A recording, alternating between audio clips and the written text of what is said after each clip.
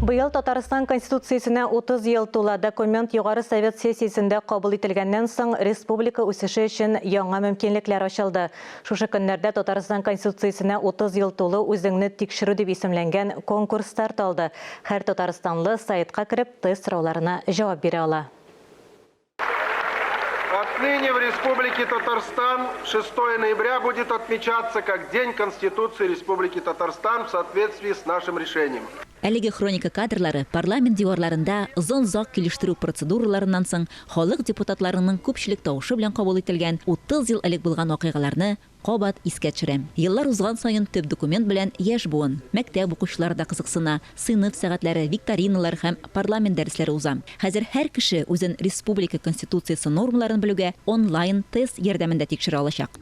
Значение Конституции для каждого татарстанца, поскольку она закрепляет основные права и свободы, устройство республики, систему и порядок формирования органов государственной власти.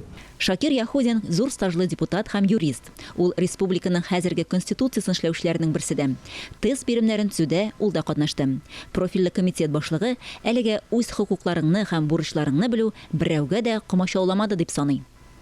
Конституции по разного рода оценкам большое количество граждан России не знают Конституции, не читали и не знают даже, как это ни странно, своих прав основных и обязанностей. Сораулар гади түгел, ләкин җавапларны һәркем белергә тиеш.